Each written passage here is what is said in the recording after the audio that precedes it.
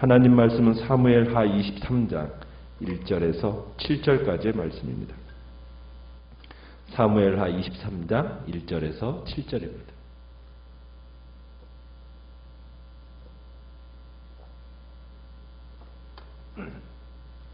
사무엘하 23장 1절입니다.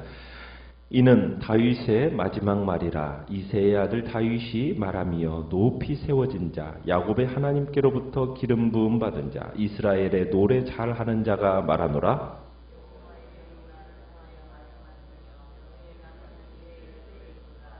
이스라엘의 하나님이 말씀하시며 이스라엘의 반석이 내게 이르시기를, 사람을 공의로 다스리는 자, 하나님을 경외함으로 다스리는 자여,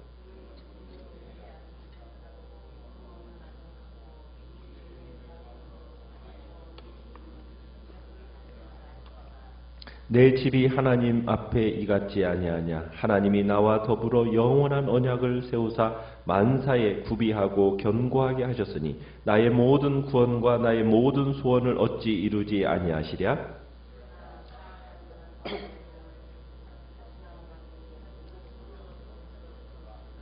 같이 읽습니다. 그것들을 만지는 자는 철과 창자루를 가져야 하리니 그것들이 당장에 불 살리리로다 하니라. 아멘. 오늘 말씀의 제목은 다윗의 마지막 말이라는 제목으로 말씀을 나눕니다. 오늘 이 짧은 노래는 다윗이 마지막으로 남긴 말로 이렇게 소개가 되고 있습니다. 아마도 죽기 전에 남긴 마지막 노래이지 않을까, 그런 의미로 이렇게 쓰여질 수도 있지만은, 여기서 이 마지막 말이라는 의미는 어떤 유언의 의미는 아닙니다. 이 마지막 말이라는 것은 해보니까 이렇더라, 결국 이것이더라 라는 어떤 그런 의미, 다윗의 인생에 있어서의 정수 같은 말을 지금 기록해 놨다는 것입니다. 보통 은퇴한 운동선수들의 이야기를 들어보면은 훈련이 너무 고되고 힘들어서 하루에도 몇 번씩이고 그만두려는 마음을, 그런 생각을 했다는 이야기들을 우리가 듣곤 합니다. 특별히 홀로 고독하게 싸워야 하는 기록 경기 선수들이나 마라톤 선수들, 그런 사람들의 이야기들은 참으로 인간의 육체적인 한계를 몇 번씩이나 넘나들기 때문에 너무나 고통스러워서 그 겪고 있는 그 한계 속에서 포기하고 싶은 적이 많았음을 이렇게 이야기를 듣습니다. 그러니까 선수들의 그 겪고 있는 한계, 그것들을 넘어보고 또 선수들이 흘리는 그 눈물을 몇 번씩 경험을 했던 사람들은 그런 사람들이 지나가는 말처럼 하면은 그 한마디 한마디가 그냥 들리지 않는 이야기입니다. 왜냐하면 삶의 경험을 통해서 자신들이 직접 경험하면서 해봤던 그런 말이기 때문에 그런 말들은 아주 귀한 말이죠. 오늘 다윗이 마지막 말이다 라고 하는 이야기가 그런 말과 같은 이야기입니다. 이런 인생의 선배의 이야기, 이것을 잘 귀담아 듣는다면 그 마음은 참 복된 마음일 것입니다. 특별히 하나님의 말씀은 더 말할 나위가 없죠. 말씀에 대한 갈증을 느끼고 그 말씀에 대한 사모함을 가지고 있는 사람은 말할 수 없이 더 복된 마음일 것입니다. 그러면서 여기서 이제 다윗이 자신을 가리켜서 이렇게 시작을 합니다. 이새의 아들 다윗이 말하며 높이 세워진 자, 야곱의 하나님께로부터 기름 부음 받은 자, 이스라엘의 노래 잘하는 자, 이렇게 묘사되어 있어요. 이새의 아들이라는 단어 속에서 인간의 평이한 삶 속에서 하나님은 그분의 일을 시작하셨다라는 것을 지금 드러내고 있습니다. 그러니까 이새의 아들이라는 말에는 이 모든 것이 하나님의 은혜이자 섭리였습니다라는 고백이 들어있다는 얘기입니다. 그리고 다윗은 자기를 높이 세워진 자라는 의미 속에는 높이 되었다라는 것이 자기의 힘으로 되었다는 얘기입니까? 누군가가 자기를 세워줬다는 얘기입니까? 자기가 이 땅에서 왕이 된 것은 자기가 성취한 결과가 아니라는 의미죠. 하나님이 자신을 세우셨다라는 고백이 들어있는 겁니다.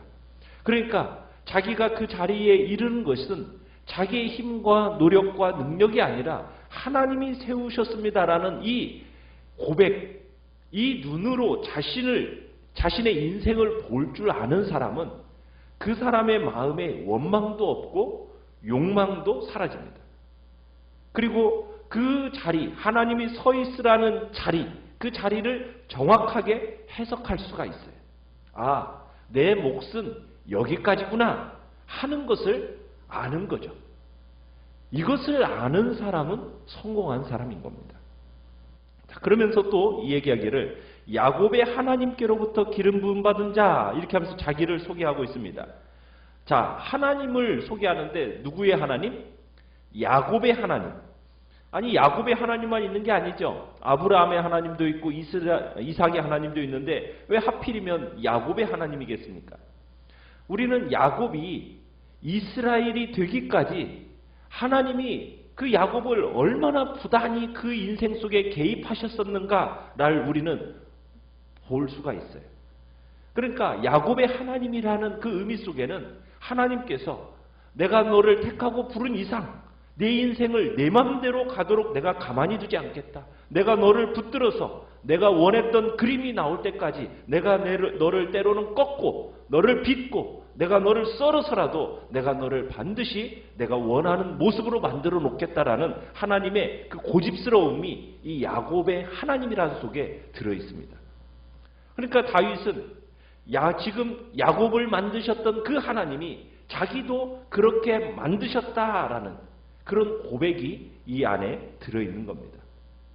자, 그러면서 또 이 얘기를 합니다. 이스라엘에 뭘 잘하는 자요? 노래 잘하는 자 이렇게 얘기합니다. 그러니까 다윗이 노래를 잘했다 이런 말도 되겠지만 이 말 속에는 하나님의 자랑스러움이 들어있어요. 하나님의 자랑스러움. 그러니까 다윗이 입만 열면 누구를 노래했다는 얘기냐? 하나님을 노래했다는 얘기예요.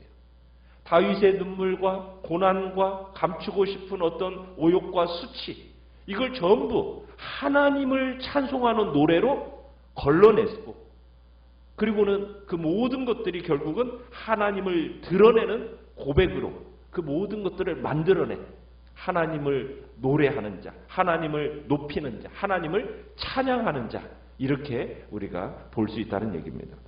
자, 그러면서 2절에 보면 다윗은 이 시가 어떻게 자신에게 주어졌다라고 이야기를 하고 있습니까? 여호와의 영이 하면서 하나님의 영이 직접 자신에게 말씀을 주셨다고 얘기합니다. 그러니까 여호와의 영이 자신을 통하여 말씀하셨다. 그러면서 여호와의 말씀이 어디에 있다라는 거예요? 자신의 혀에 있다. 그러니까 예언의 영인 성령의 인도를 따라서 지금 하나님의 말씀을 대언하는 선지자로서의 역할을 지금 다윗이 하고 있다는 것을 보여주고 있는 겁니다. 그러니까 어떻게 보면 이스라엘의 다른 왕과는 달리 다윗은 하나님과의 직접적인 대화를 따라서 경우에 따라서는 하나님께로부터 받은 계시를 전해주는 선지자로서의 역할도 감당하고 있음을 지금 보여주고 있는 겁니다.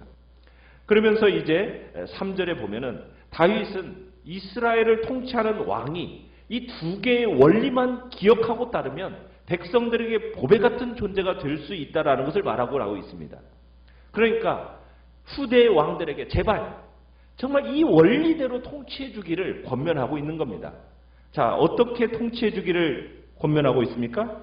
첫 번째로는 모든 사람을 뭐로 다스리라? 공의로 다스려라 이 얘기입니다. 그러니까 자신의 뒤를 이어 이스라엘을 통치할 자들에게 하나님의 공의가 너희들의 통치의 본질이 되도록 하라 하는 그 권면이 들어있는 겁니다. 그러니까 자신을 대신에 통치할 그 왕들에게 하나님께서 주신 게 뭐냐? 절제되지 않는 어떤 권력이 아니라는 거예요. 권력이라는 것은 무엇에 의해서 제한받아야 되는 겁니까? 공의에 의해서, 그 공의의 기준에 의해서 제한받아야 된다. 공의로 절제된 권력, 그것이 어떤 권력이라는 것은 어떤 권력자의 이익, 관심사 여기에 초점을 두는 게 아니라 백성들의 그 인권과 그들의 권리를 위해서 정당하고 공평하게 통치해라. 지금 이 이야기를 하고 있는 거예요. 두 번째는 어떤 자라고 얘기하고 있습니까? 하나님을 경외함으로 다스리는 자. 하나님을 두려워하면서 다스리는 자. 통치자가 누구를 두려워하는 마음이 있어야 된다는 거예요? 하나님을 두려워하는 마음으로 백성을 다스린다면 때로는 한순간 잘못을 저지를 수 있을지라도 크게 잘못되지는 않을 거라는 얘기죠. 그러니까 다윗은 하나님의 뜻대로 통치하는 인간왕의 이 통치가 백성들에게 아름답게 영향을 미쳐주는데 어떤 자가 되기를 원하는 겁니까? 공의로 다스리고 하나님을 경외함으로 다스려라. 자, 그렇게 다스리는 자에 대해서 아름다운 두 개의 신선한 그림을 제시해주고 있습니다. 4절에 보면은 자, 그렇게 다스리는 자는 어떠할 것이다 라고 얘기하고 있습니까? 4절에 보면은 그는 돋는 해의 아침빛 같고 이렇게 얘기하죠. 그러니까 구름 없는 아침 같다. 그러니까 여러분 구름이 끼지 않는 그 아침에 떠오르는 맑은 햇살, 여러분 한번 그 햇살을 한번 상상해 보십시오. 푸른 하늘에 정말 눈이 부시도록 이 땅을 비추는 비단결 같은 부드러운 햇살을 한번 상상해 보라는 얘기입니다. 태양이 떠오르기 전에는 정말 춥고 캄캄했는데 그 태양이 딱 떠오르는 순간 그 강력한 힘으로 모든 추위와 어둠이 싹 사라집니다. 온 세상이 새로운 생명으로 충만하게 되지 않습니까? 무엇보다도 아침 태양은 어떠한 느낌입니까? 그 진부함이 없는 정말 모든 것이 신선하고 생명력이 넘치는 그런 모습이 그 아침 햇살 아닙니까? 그것도 구름 없는 아침 햇살, 구름 한 점 없이 활짝 개인 아침 하늘에 비추는 그 햇살, 아주 모든 게 투명하잖아요. 그 햇살이 사람들의 닿는 순간 어떤 일이 일어나겠어요? 지친 영혼들을 소생시켜주고 시리에 빠졌던 마음에 소망을 불러일으키는 그 복된 싹틈이 그 햇살 속에서 나타나는 거죠. 또 한 가지는 이렇게 표현을 합니다. 비 내린 후에 광선으로 땅에서 움이 돋는 새풀 같으니라. 그러니까 비가 온 뒤에 땅에서 막 새싹을 돋게 만드는 그 햇빛과도 같다라는 거예요. 정말 가뭄으로 막 찌들어 있었어요. 그런데 단비를 딱 적셔주고 그 부드럽게 녹인 그 흙을 통해서 이 새싹이 하나 딱 그 위에 올라오는데 그 새싹을 잘 자라도록 에너지를 공급하는 햇빛. 그 햇빛을 한번 상상해 보라는 거예요. 생명의 기운을 돋우는 그 창조의 빛을 마치 돋는 해의 아침빛과 같고 구름 없는 아침에 이 두 날을 새 날을 가져오는 강력한 에너지 그리고 힘을 상징하는 원기가 가득한 생명력, 그게 햇빛이지 않습니까? 그러니까 공의에 기초하고 정말 하나님을 두려워하는 마음으로 통치하는 자는 바로 그 온 세상에 생명력과 소망을 주는 그런 빛과 같은 존재라고 지금 선포하고 있는 겁니다. 그러면서 다윗이 5절에 보면 내 집이 하나님 앞에 이같지 아니하냐. 지금 자신의 집이, 자신의 왕국이 하나님 앞에 돋는 해의 아침빛 같고 구름 없는 아침과 그 돋는 새풀 같지 않은가 하면서 지금 감탄해하고 있습니다. 자신의 왕조가 바로 하나님 앞에 이러한 위치에 있다라는 것을 밝히고 있는 거죠. 그러니까 자신이 지닌 믿음과 여호와를 경외하는 마음이 바로 후회의 삶들에 나타나기를 바라는 마음 속에서 이러한 선언을 하고 있는 것입니다. 우리의 마음 속에 정말 하나님의 진리에 대한 공의, 그 공의와 함께 하나님을 경외하는 마음으로 우리가 이 땅을 살아간다면 우리가 바로 이러한 존재와 같이 돋는 해의 아침빛 같고 구름 없는 아침빛 같고 그리고 빛 내린 후에 광선으로 땅에서 움이 돋는 새풀 같은 그런 존재로서의 인생이 바로 우리의 인생이 될 것을 지금 주님은 말씀하고 계시는 겁니다. 그러면서 그러나 6절에 가보면은 어떠한 사람을 얘기하고 있습니까? 사악한 자에 대해서 얘기하고 있습니다. 사악한 자.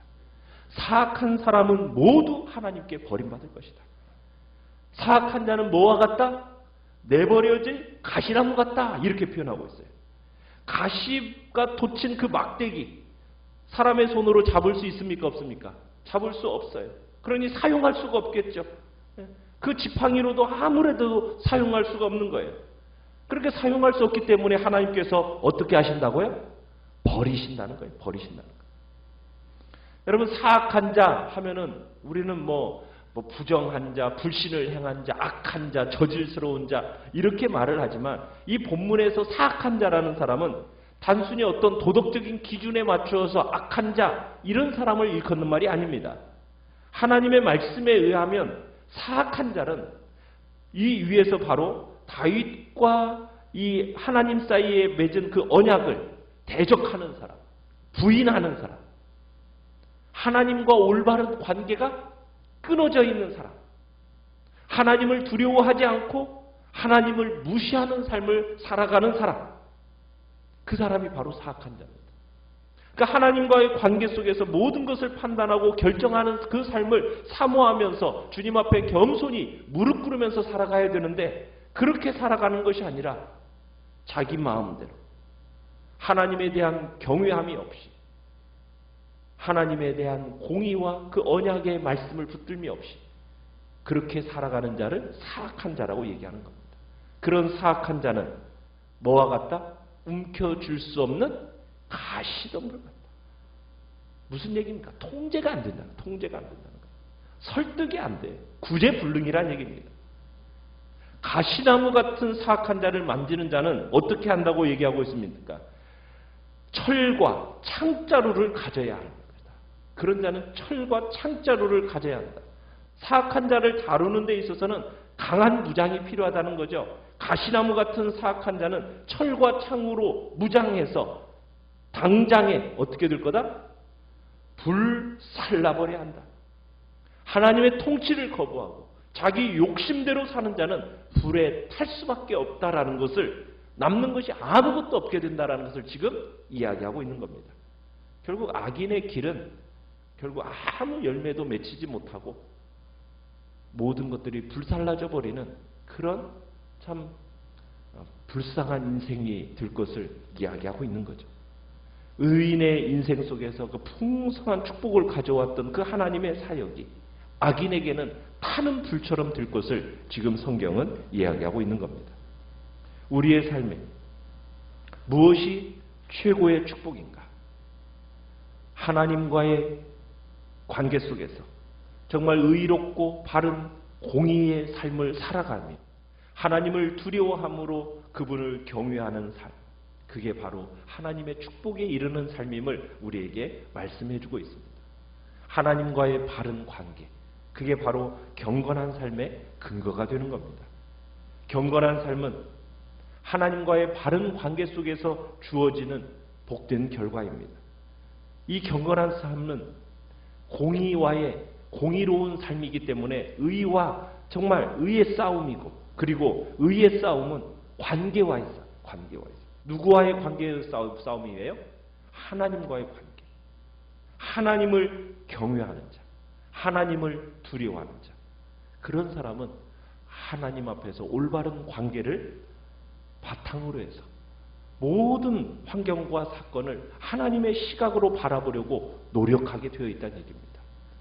우리에게 일어나는 모든 일들을 나의 시각으로만 바라보는 것이 아니라 정말 하나님의 눈으로, 하나님의 시각으로, 공의의 눈으로, 그리고 하나님과의 그 바탕 안에서 겸손한 그 경외하는 그 눈으로 우리가 모든 상황과 환경들을 바라볼 때 그 속에서 우리의 마음에 정말 주님이 주시는 그 풍성함의 역사가 있음을 우리에게 보여주고 계시는 것입니다.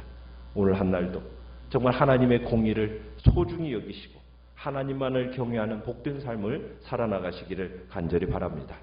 사람을 두려워하지 마시고 환경을 두려워하지 마시고 하나님만을 두려워하는 복된 삶이 우리 안에 나타나기를 간절히 축원합니다. 말씀을 생각하면서 기도하시고요.